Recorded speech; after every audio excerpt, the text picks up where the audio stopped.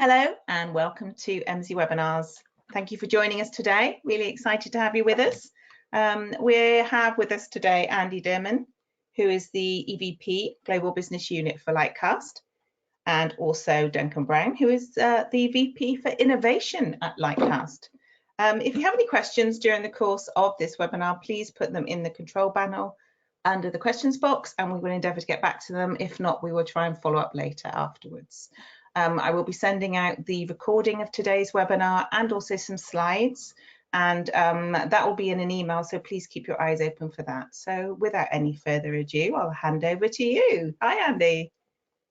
Hi, Debbie. Thank you very much. And hello, everyone, and thanks for joining us. As you can see, I've moved from the usual self-isolation pod that I do these webinars from here in the Basingstoke, UK office, and I've brought you a Christmas tree to add some festive cheer. So welcome to the boardroom at the UK office, and excited to have my good chum Duncan joining us today. Hey, Duncan. Hello. I was on mute there. Just checking you're ready. Yeah, so I'm obviously. Cool. So thank you, and more from Duncan in a moment as he shares some really interesting insights with us once again today. So thank you very much for joining us. So if you are usual watchers, listeners, on demand watch backers, welcome. It's great to have you once again joining us for another fun installment of really understanding the labour market here in the UK. If you are new to us, new to Lightcast, then you are very welcome. And thank you very much for joining us. And a reminder, and certainly for those new viewers, about who we are and what we're about. Well, at Lightcast, we're on a pretty noble mission, not in isolation. We're ultimately here to work alongside the work that you do as organizations, and our goal is to work with partners, with customers, with service providers to unlock new possibilities in the labour market. The labour market is a very confusing, complex, fast-moving world, but it's so foundational in helping individuals and communities thrive, and so it's a big passion of ours and a big focus. And of course, I know we share that in the work that we do together, and we do that through the power of labour market information. So we have a range of insights that really help us understand what is happening in the labour market so that we can help you and your communities unlock the opportunities that presents. A range of data ranging from official government statistics that help us understand the stock of labour and how that's changing, through to big data that really helps us dig into the contextual details of what employers are seeking in the labour market, and what skills are available through the current workforce as well. And we serve that data up through a whole range of different services, ranging from our on-demand software tools, web tools, through to data integrations, and into applied research and analysis through our economics experts and our data analysts there. So enough about who we are and more about what we're going to talk about today. And today is really, as we come to the end of another year, I can't quite believe it, but we are, we thought it would be helpful to just take a quick look back at what's happened across the labour market here in the UK over the last year, and maybe ponder towards what next year might hold in store. And so Duncan has been polishing his crystal ball and will be sharing his wonderful insights as we go. So I will bring you back in, Duncan, and your crystal ball to set us on our journey and take us through a little bit about, in the first instance, looking back before we maybe dive in and discuss what we think might come forward. And of course, if you've got questions, as Debbie mentioned at the outset, we'll see if we can't cover some of those off as well. So welcome, thanks for joining us, Duncan, and over to you, sir. Yeah, so let's start with some kind of traditional measures of the labour market's health and how they've evolved this year, because it's been quite an interesting year, and becoming more interesting as time goes on. So these are ONS data that go up to, I think, September. And of course, the story has been coming into this year that the labour market was just getting tighter and tighter. And so you'll see the black line there is unemployment, which kind of had risen in the early stages of the pandemic, not as much as was feared, partly because of furlough in large part. But then has kind of seen a sort of a continued drop back down to pre-COVID levels. So now it is kind of below the 4% mark, which in terms of recent history is very good. I mean, as you can see there, this data go back to the mid-2000s. So when we think about the time before the financial crisis, we'd have been happy with unemployment at the level that it is now. And you know, there's a lot of talk about the sort of the state of the economy right now, because of the energy crisis, which has a big impacts on many sectors, because of inflation and the countermeasures that the Bank of England have been taking to try and bring inflation down by raising interest rates, all of which is taking its toll on GDP growth, which is into negative territory on the whole now.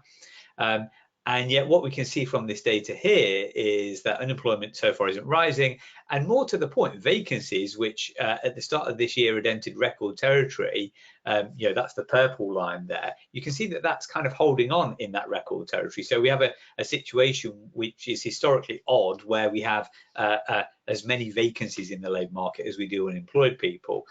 I mean, it's a bit silly to kind of make a sort of a like-for-like comparison, because actually most vacancies are filled by people who are already in work.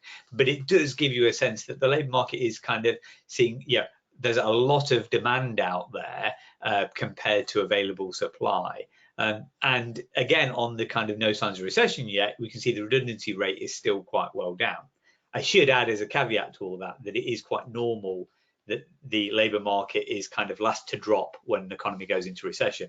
I think employment peaked in about sort of the second quarter of 2008, sometime after the financial crisis had begun to bite on the real economy, because it takes time for businesses to feel the pinch and then start to make the difficult choices about not hiring and potentially making redundancies and that kind of thing. So don't take this as, oh well, everything's hunky-dory then, because it suggests some time to come. But it is interesting, at least, that we're not seeing any signs on this data, admittedly only go to September, that there's much of a problem so far in the labour market, but we'll see what happens next.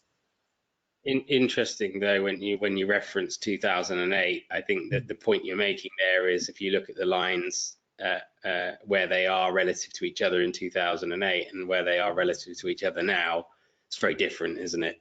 We're so whilst it might change a bit perhaps as a lagging indicator of recession, it's starting from such an incredibly different place, which probably suggests maybe a different outcome.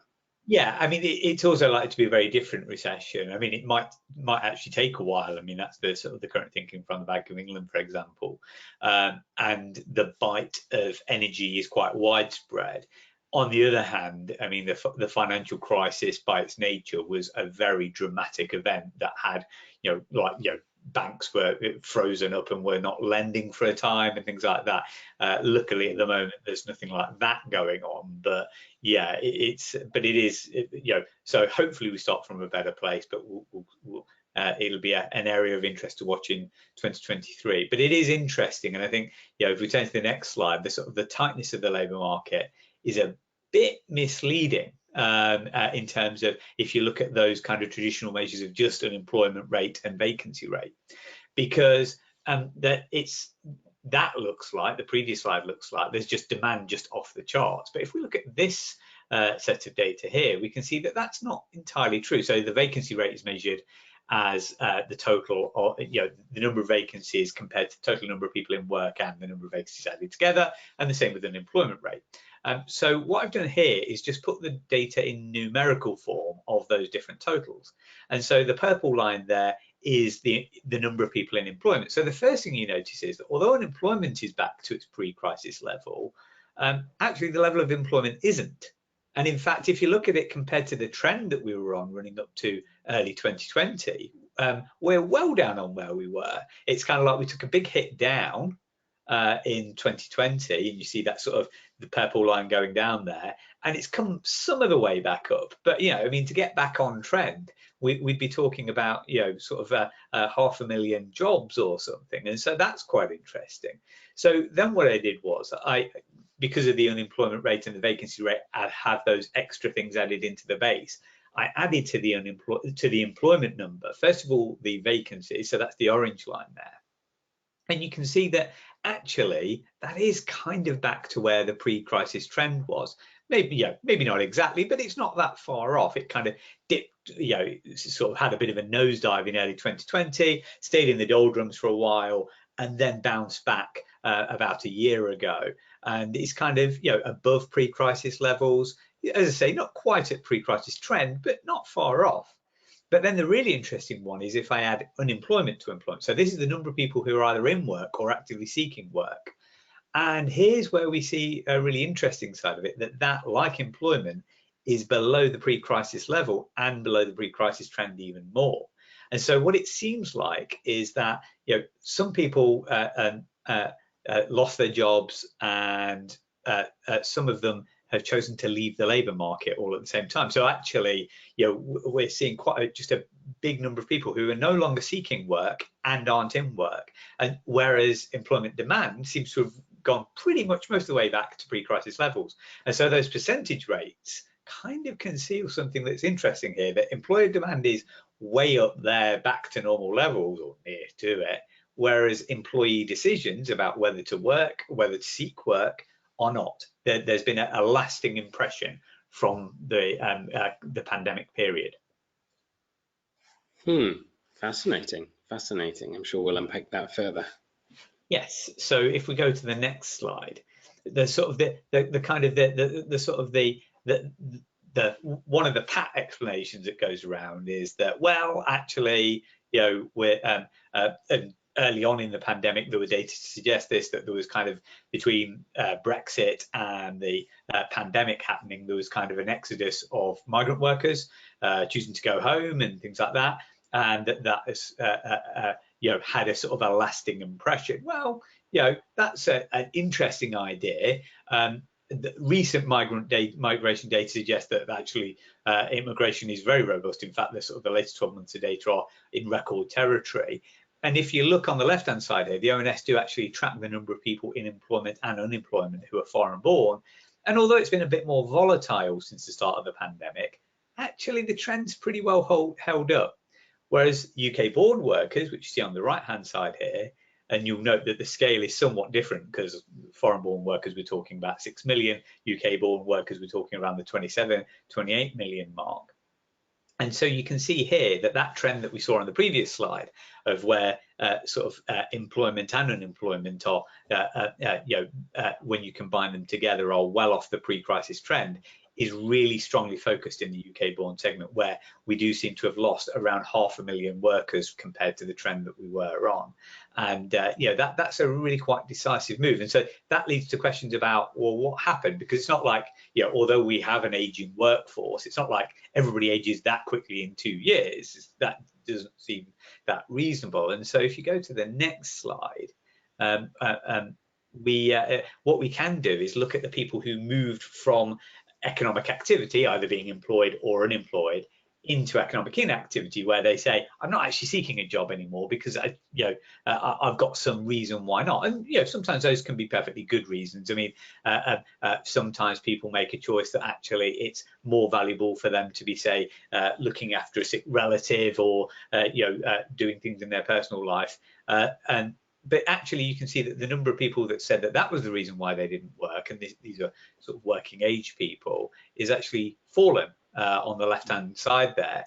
And what's really interesting is that we see some increases from other categories. So we see some increase in retirement, and these are typically people who are kind of in the older age brackets before retirement and are just choosing to actually start retiring before reaching a slightly older age. You see an increase in students, which may be that as a result of the pandemic, more decided to actually sort of embark on a course.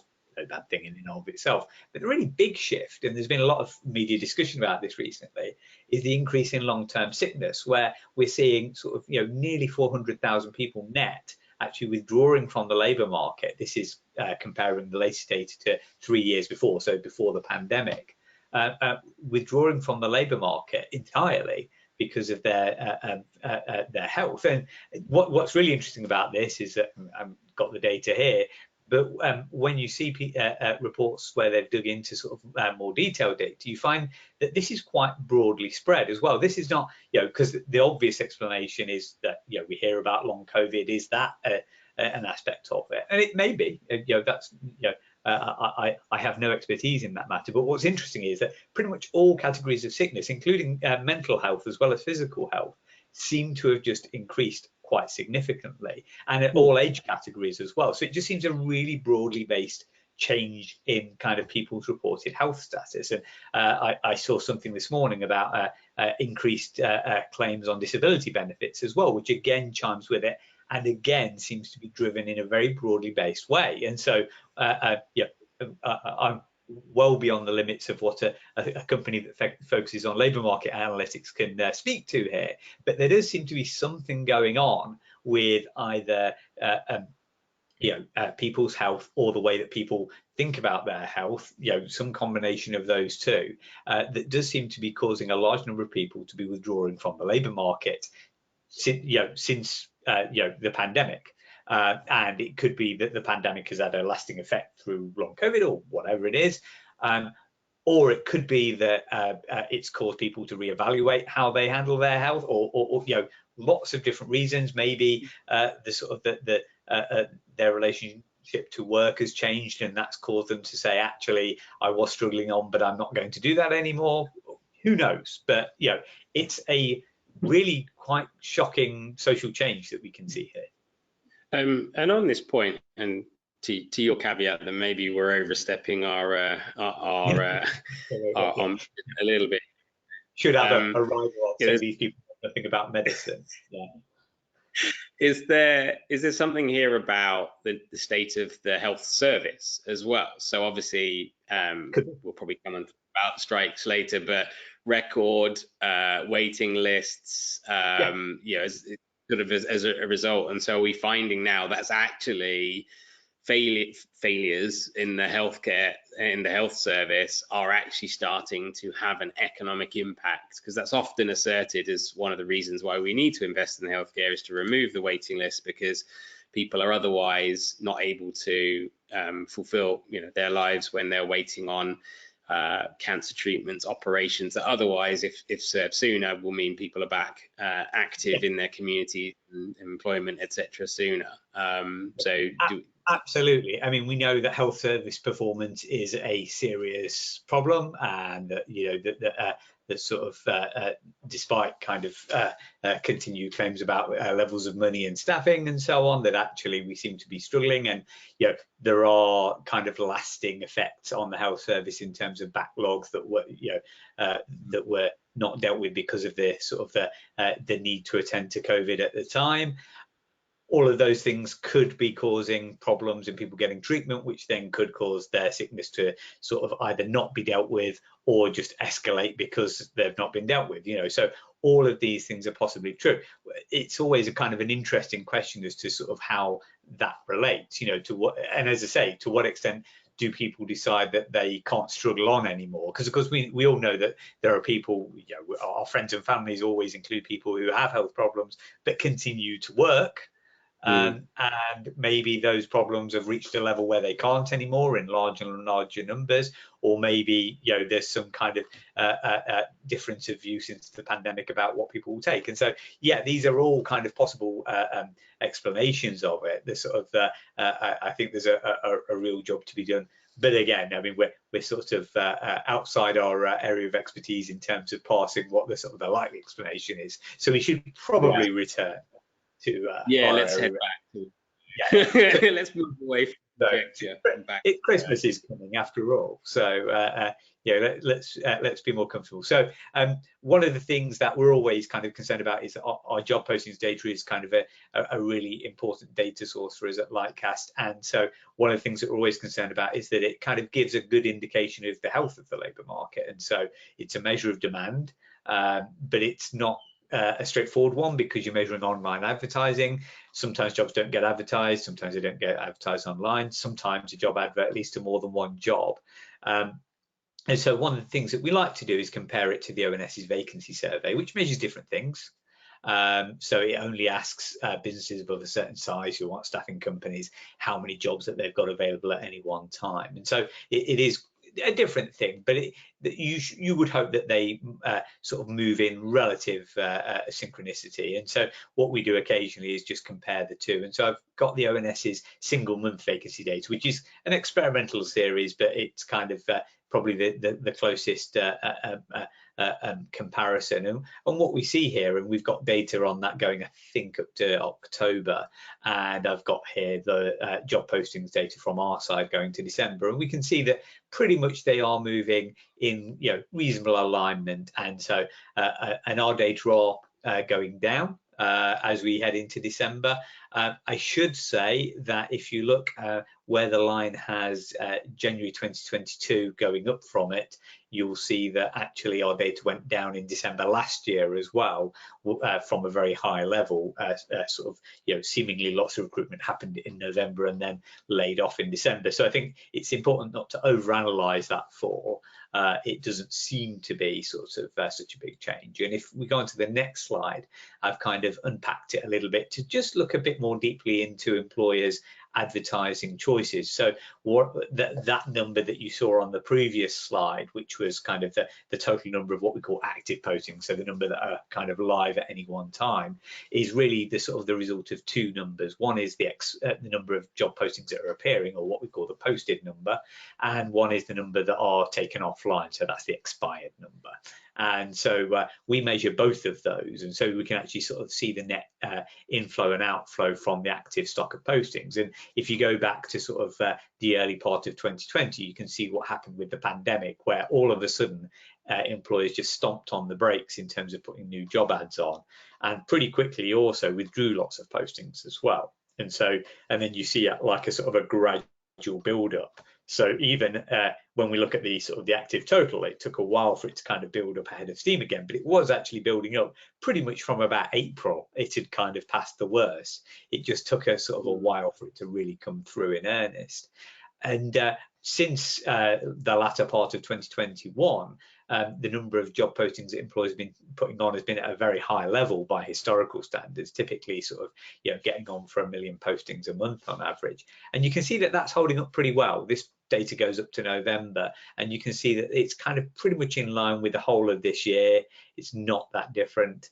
The expired number also seems to be pretty much in line with the trend up to this year as well. So we're not seeing, in terms of early indicators of the labour market following the wider economy into recession, we're not seeing employers immediately stamp on the brakes in terms of their job adverts. It's not even on that level, because you would have thought that would be, and historically we know, by the way, that the reason why unemployment rises in recession is less because of people being made redundant, because there's always some of that, than actually employers saying, I don't want to take anybody on, because employers get risk averse. They say, oh, well, we don't want to start making these investments until we're sure about whether there'll be market demand there. And so what happens is the normal flow of people being made redundant, which does raise a bit, but it then hits, if you think about it like a motorway, that there's kind of a constant move of cars onto the road. But then if you blocked the off ramps from a motorway, then all of a sudden you'll get a huge traffic jam building up, and that would be unemployment effectively. So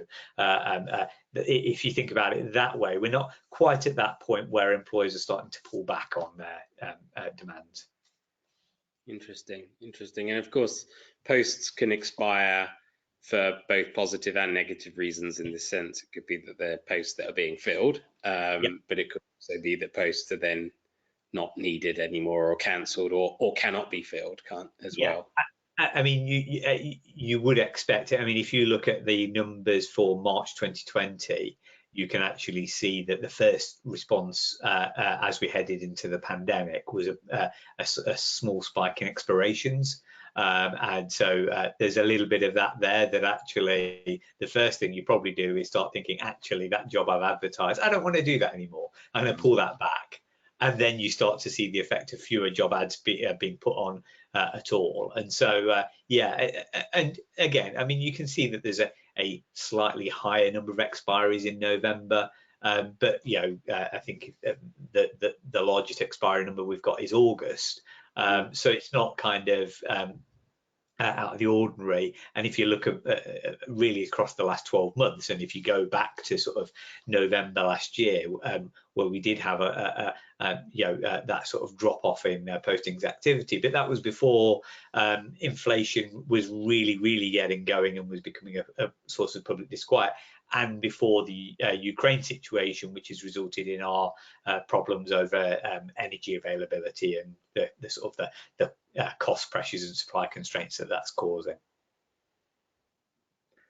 So what we often do is we sort of unpack these kinds of changes. And I wanted to unpack them in a couple of ways, really. First of all, to compare to the time before the pandemic, and one of the first things that you'll see here is that actually the sort of the change in volume of job ads is just enormous in a lot of cases. So job ads are still at levels that are before the pandemic relatively unheard of. And what I wanted to do was just kind of break it down a bit in terms of looking at occupation groups and looking at regions, and also to throw in pay, because obviously inflation now is going high over these 3 years. So this is comparing, I think, November this year to November of 2019. We've had cumulative 13% inflation. Most of that has been in this past year. And so that's that dashed line going across, and the advertised salary growth is the sort of the y-axis here. And so there's a couple of things that are worth mentioning. First of all, that there are some jobs that are getting advertised salary growth above inflation over the 3-year period.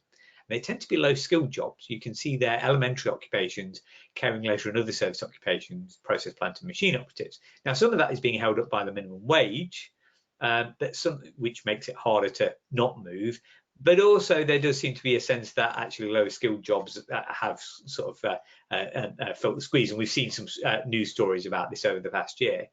And it's interesting that that professional occupations have not done too badly. They're about sort of 11% average advertised salary growth over this time. Not growing as much in terms of postings. Elementary occupations is kind of out on its own there.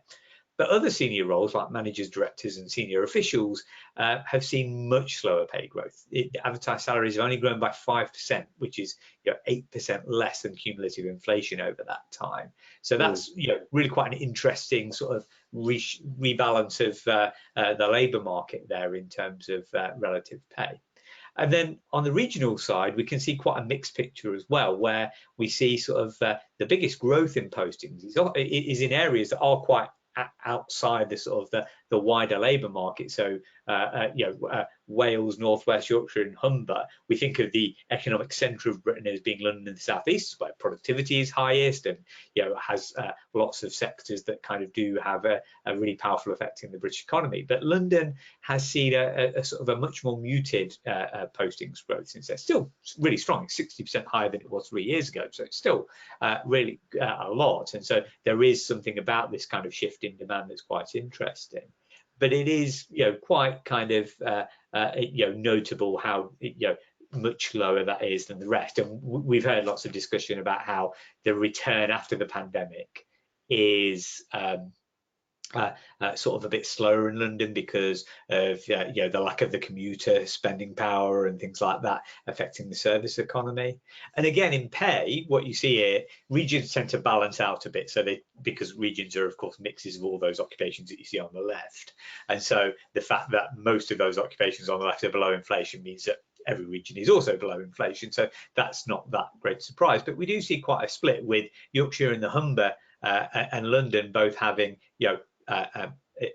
advertised salary growth around the 10% mark, so not too far behind inflation, whereas places like Wales and the North East, and these are places where we're concerned with kind of levelling up especially, have seen very muted advertised salary growth despite demand being really high compared to 3 years ago. Interesting, very interesting.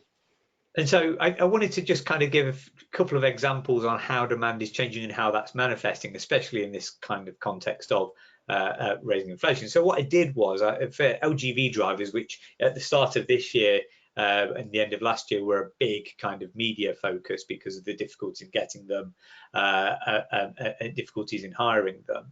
And so what I wanted to just check was, how has that changed, and especially around pay, because there was a lot of discussion at the time around pay.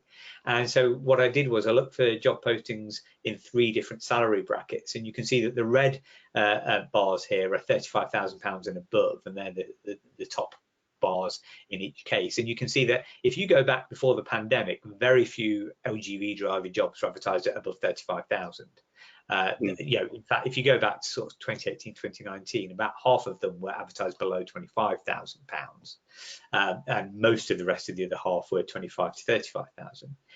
If you get to now in 2022, actually you'll see very few are advertised below 25,000, and around a quarter are advertised at 35,000 and above. So it's been quite a marked shift in the demand, and so demand volumes are kind of back to previous sorts of levels pre-pandemic, but the actual salary composition of them are quite different. And so that suggests that employers have responded to that crunch with quite a sort of a marked move in terms of pay. And so actually, as traditional labour market theory would say, you know, when sort of supply was lagging demand, demand had to respond by raising its price to attract and retain workers. And so, yeah, that's kind of as things would be. But we have another example which moves in the same direction but with lower demand. And so we looked at web developers here, which had a really rich labour market back in the sort of the pre-pandemic period, so 2016 to 2018. A lot of the tech labour markets were very hot in that period.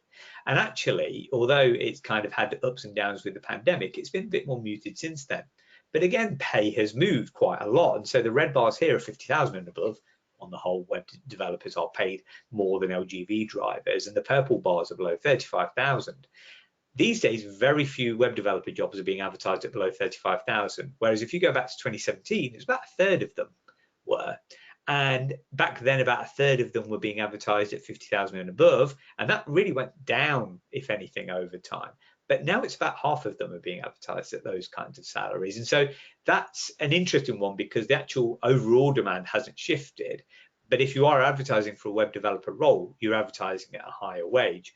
So that can be that it's harder to get and there's less turnover, but it could also be inflation talking. At the end of the day, inflation has risen, as we saw, over 3 years, 13%, but this year it's rising at 10%. And so actually employers are probably having to respond in more competitive labour markets, and tech labour markets tend to be naturally quite competitive because there's always more ideas than people to implement them.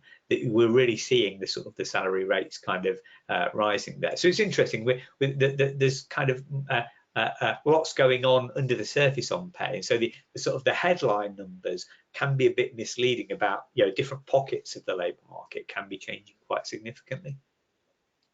Fascinating, really fascinating. So we'll come on to 2023 in a moment, but well, I feel like I got my money's worth out of this webinar. Thank you, Duncan, in terms of just the data and looking at the different dimensions, and it to some extent kind of summarizes a lot of the different things that we've looked at through the year and thought about as a business and discussed with this community.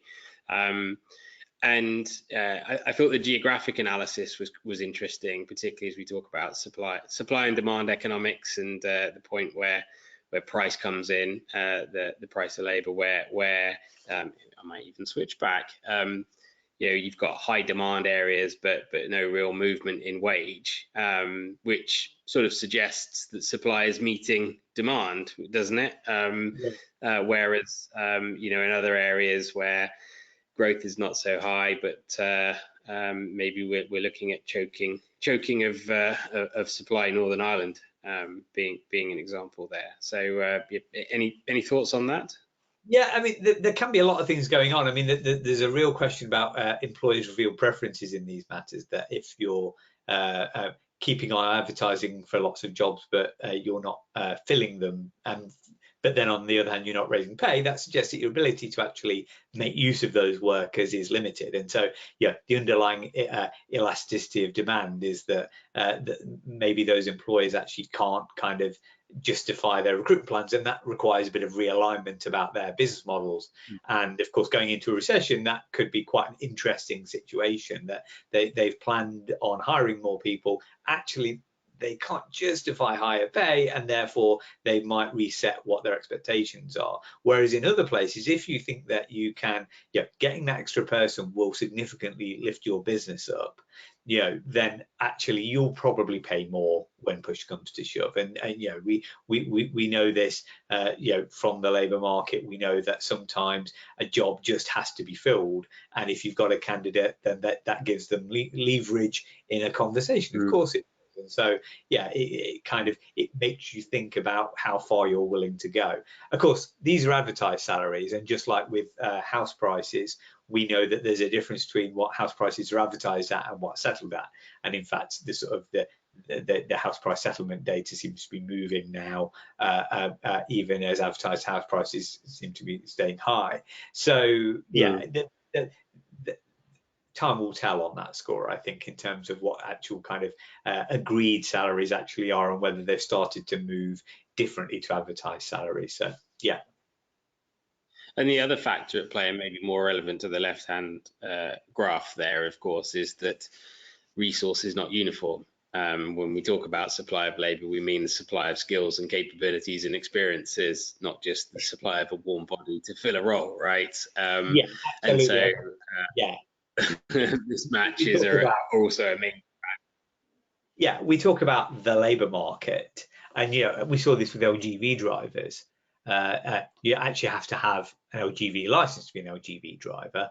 Now, it turned out that there were lots of people who'd had licenses who didn't work as LGV drivers because the paying conditions were so bad, in part, that they'd left the industry. But we know that that's the case, that actually lots of labour markets kind of exist in different places. And so, there aren't that many people who are going to be choosing between our two example jobs a moment ago, between being an LGV driver and a web developer.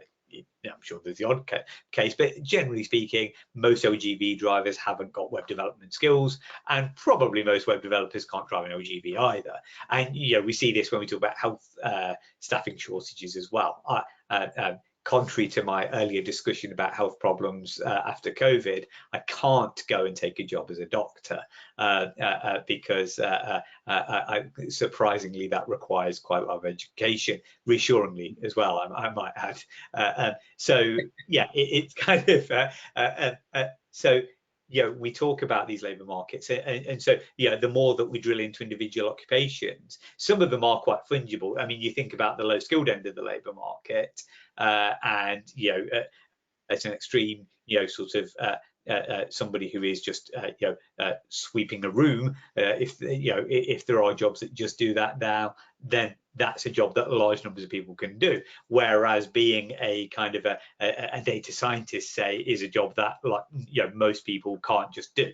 And so and that also changes the environment, because if you think that there is lots of people out there who could do your job, then you might keep the job ad out there hanging on for a lower salary, because actually maybe somebody will come along that takes it anyway. Whereas if you've got an acute problem and there's just only so many workers that can do this job, then you probably have to think about whether you're paying enough or whether you can do something else to attract those people. Because ultimately, I can leave a job ad hanging out there, but if there are only so many data scientists, say, that I can hire, well, other people are going to get snapped up. And I mean, we as a company work in tech labour markets, and we know that oftentimes at the moment candidates get snapped up very quickly, because actually there is quite an intense competition for them. And so if you're not there, and I didn't turn that notification off, I thought I'd got them all. If you're out there and you're not acting quickly and decisively on things like paying conditions, then you may lose those competitions. So it is quite interesting, those kind of variations. And your Bing Bong reminds us we should move on. Thank you, Bing Bong. Yeah, I should have said that. I planned it that way. A final point on this point, though, about it's not a singular place, the labour market, of course, as we reflect on Lightcast's mission to unlock new possibilities in the labour market. We talked last time, didn't we, Duncan, about really starting to look at the labour market, not in these aggregate trends, but thinking about the building blocks, the skills, and you mentioned fungibility. And so, thinking about whilst job titles may not necessarily translate so well, clusters of skills can, and we talked about that last time. It might help to alleviate some of the barriers, the perceived barriers that are there in terms of suitability and fit for roles, when actually they're maybe not as far apart as one might think in terms of supply and demand. So useful to, if that's a new concept to you, be sure to look back through the library and find our skills-based analysis to look at that. So let's take the last, seeing as you're hurrying us up so much with your bing bongs, let's move on to looking forwards a little bit. And you've sort of touched on a few of the kind of hot topics of the day. So really just interested to kind of talk around some of these subjects in terms of what we're seeing right here, right now, and maybe getting a sense of how that is influencing the labour market, but also how it might help shape a different, or might influence a different future. So I referenced healthcare, and of course topical today that we have major healthcare strikes across the country, and healthcare is not alone. So strikes are having a pretty big impact, aren't they, in a lot of people's lives right now. So interested to get kind of maybe your take on how that's influencing the short term and practicalities of what that means when people are on strike, but also based on maybe some of the analysis you shared before, how might that change some of the horizons that we're working on around collective bargaining and different wage profiles and that sort of stuff. Yeah, I mean, the thing about strikes, of course, is that they are primarily focused in parts of the economy that have quite widespread impact. So, the health service strikes. We were talking earlier about whether NHS supply constraints are like causing a build-up of ill health. Maybe they are, maybe there are other reasons, but it seems plausible at least. Well, if a hospital is closed for a day or two, regardless of the rights or wrongs of the strike, it's not going to help with that. It just isn't. Yeah. Equally, if the train drivers go on strike and trains don't work, then people can't make trips that they were going to do, and that will have consequences for people getting to work, getting to meetings, things like that. Yeah, exactly. And so, these kinds of sectors of the economy, which are ones that government are involved with and tend to be more unionized than others, are the ones where it really matters. I mean, in the background, we should tie this into inflation as the second bullet point there. At the end of the day, inflation is running at 10%. It's difficult to square, saying to workers that they're going to get a pay award that's significantly less than that. It's difficult to say to them, oh, we'll give you 8% over 2 years if inflation's 10% now. I don't know if those numbers are exactly right about pay awards. Yeah. I've not been paying that much attention, but you see the point that I'm making, because maybe inflation may go down next year. It probably will somewhat. It may take a while. Getting employees to bet on it when it's still a real terms reduction seems a bit difficult to square. And I mean, the difficulty here is that if it was just inflation, if it was, which I think before the energy crisis it was, that effectively the Bank of England had stamped on the accelerator for perfectly honourable reasons, because they were worried about the economy collapsing amidst the pandemic, and they probably injected too much cash into the economy. And that caused inflation to spike. At that point, your sort of default response would be ultimately workers will make good on that, because they will go to elsewhere if they can't get the pay rise that they want where they are. And if the public sector tried to hold pay down, then that would have an effect on retention. The additional problem now is that the energy situation has made us worse off. I mean, there's no way around this. We are worse off because energy prices are what they are. Energy is used by basically every part of the economy, as well as households, and therefore, if it gets more expensive, then we are worse off as a country, and that will manifest itself in real terms reductions in our living standards. but that's an easy thing to say in general. It's a lot more difficult to accept in a pay discussion that why should I be the one that bears the pain? And so, you know, these kinds of problems aren't going away. And of course, yes, the government can doubtless concede some ground, but ultimately the money is going to come from somewhere, and therefore that's the kind of the wrestling match that goes on behind all these things. And you know, it's always easier to sort of find social peace when there's a rising tide of living standards, and we have not got a rising tide of living standards. Yeah, and on the point about inflation, I put the baiting question mark because was it yesterday? I think we had news that inflation had fallen relative to the previous month. I think the same noises coming out of the US. In fact, quite surprising noises coming out of the US in that respect. So, so that might be interesting to understand how that's all playing in. Of course, there have been mechanisms around the energy costs to mitigate that, at least in the short term. Is that simply a factor of that, or and when that goes away, as it's destined to do we unlock more problems for ourselves? But interesting to see it in the US as well. But on the I don't know if you've got a particularly strong feeling on inflation. Again, it's not quite our sweet spot, but if there's anything to add there. But in addition, around energy resilience and even economic self-sufficiency, you referenced the Ukraine conflict, and I can call it a war, right? It's a war in Ukraine, and so the impact that has had globally around energy, but also we've seen in food, other aspects, and so yeah, just interested to get your takes on those meaty topics.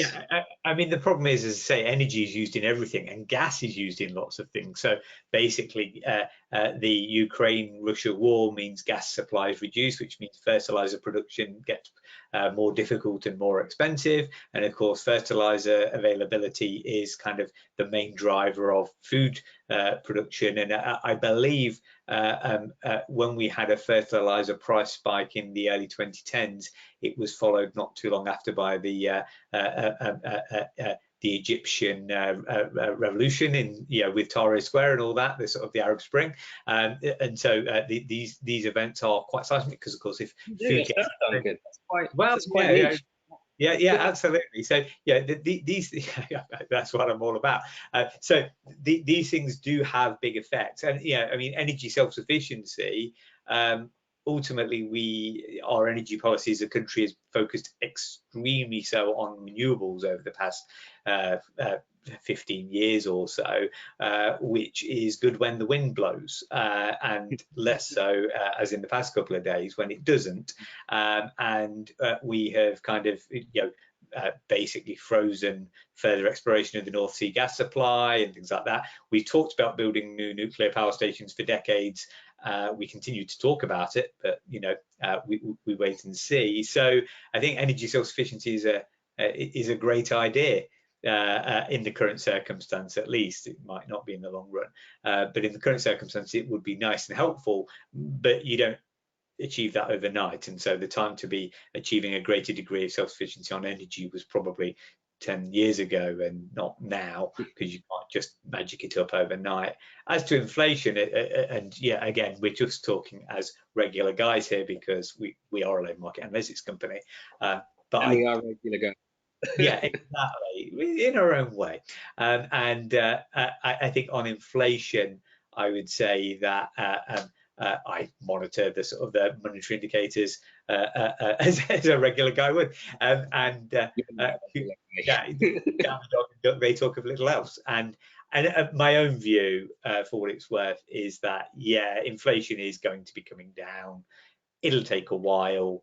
That effectively, the combination of the pandemic itself and the fact that people couldn't spend any money during the pandemic because we were locked in our houses, and so you couldn't go on holiday, you couldn't go and do things, created a wall of money in people's bank accounts, that when it was unleashed as the pandemic came to an end, combined with the fact that the Bank of England was slow to react, just caused a massive surge of inflation through the system, which has then been sort of sustained by the energy costs and the food situation and so on. But the underlying impulses from the sort of the money supply and indicators of monetary growth are well back down to normal levels. That will take a year, 18 months to actually translate through. So I think it will take a while for inflation to get back down to normal. And who knows, after the last few years, what else might kind of cause that to change. I don't think anybody should be in the business of making strong predictions anymore. But yeah, I think the Bank of England did what it had to do in raising interest rates. I think it will probably raise them a bit more now and maybe hold them at what compared to recent years is an elevated level. But that alone, a relatively low level of interest rates in longer term meaning is now quite meaningful, because people's mortgages are big because of where house prices are. So, adding an extra percentage point on a mortgage of £50,000 is very different to adding one onto several £100,000 in terms of what it means for people's personal incomes. Well, looking at the time and your point about gosh, who knows what's coming down the line, we'll just leave the bottom one as a statement as opposed to a point of conjecture, because it's the easiest catch-all, isn't it, in all of the conversations, because we are part of an interconnected world, and global macroeconomic factors, is a thing there. But I do want to pose a question around technology, AI, automation. One of the things we've talked about a lot. We've looked into the labour market. We shared some research not too long ago through our work with our partners at Infograte, looking at AI diffusion in the labour market. So it's a common factor, and of course we are seeing a lot of this evolve. But it still seems, in my mind, it's interesting when you do look at maybe some of the trends that we've seen, the tightening of the labour market, the fact that wages are, apparently being, higher wages are being thrown at some of those lower skilled roles, and speaking really in aggregate here, what we've seen in our research on technology is the drive to kind of maybe reduce some of the physical labour in the labour market. I appreciate we can't do that everywhere, so healthcare is maybe slightly different to warehouse automation, that sort of stuff. But do we think we're going to see an absolute surge? Are we going to see employers investing in technology as a way to manage through what was a short-term factor but seems to be becoming ever more a long-term factor now? I think that's an open question. I mean, the thing is that we have long discussions, and have done for really like 12 years or more, really since the financial crisis, about the impending automation sort of revolution. And yet we don't see that much of it. And in the last few weeks we've seen the ChatGPT AI, which is very good at regurgitating in quite articulate ways knowledge that already exists out there. I mean, I think people get a little bit carried away. Yeah, absolutely. I mean, who amongst us, etc., etc. But yeah, so it's quite interesting. I think, as you say, there are certain kinds of jobs that just seem so distant. I mean, LGV drivers, yes, in theory, you can get a computer to drive a vehicle. It's, there's a lot of legal risk in that, and especially if it's an LGV. So it probably seems some way off. I know that there's lots of money being invested in trying to make it happen. But for the time being, it seems that having humans at the wheel is probably going to be staying there. I think the other side is that we know that there are certain industries that are sort of low wage sectors have actually grown in terms of their labour intensity in this country over the past 20 years or so, mainly because the labour has been available. And so providing those conditions maintained, well, I don't think we'd sort of see massive moves. On the other hand, if ChatGPT and technological developments like it do kind of continue to make leaps ahead, then at some point we might get a surprising turn. And so that's the thing. It's kind of the reason why we still discuss it, despite the fact that it doesn't seem to be happening very quickly, is that there is this feeling that we are kind of moving towards a precipice in some areas that will change things quite dramatically. But when that will be, you know. Fantastic. Well, thank you, Duncan, and a personal thank you. I've really enjoyed certainly the last year's worth of chats and webinars as just regular guys talking about macroeconomic factors, and and for you being so generous with your knowledge and your passion for all things labour market and labour market data. With me, I learn a lot through this, but also with our audience, who I'm sure are very thankful too, or else they wouldn't turn up, I suppose. So thank you very, very much to you, and we at the Lightcast team are now closing out a very busy, valuable, impactful year, and very excited for what next year brings. Christmas party is around the corner for us here in the UK. Our friends in the Italy office and New Zealand office have already gone there before us, but they are ahead of us in time anyway.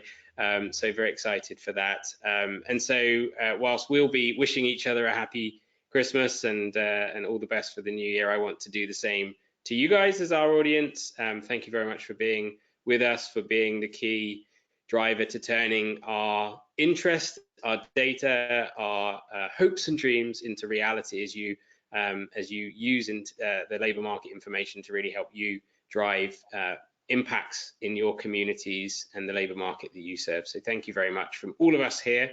I don't think we have time for questions, Debbie, so I think we can wrap it up here. One thing I would just quickly, actually, I referenced a couple of points, the AI diffusion research, so maybe we can circulate that with the webinar details.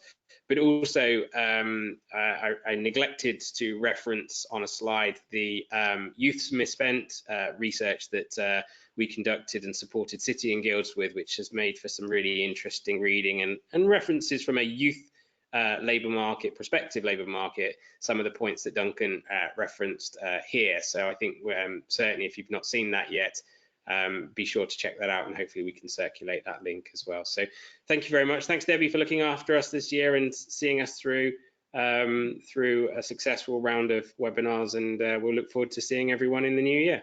Merry Christmas. Thank you.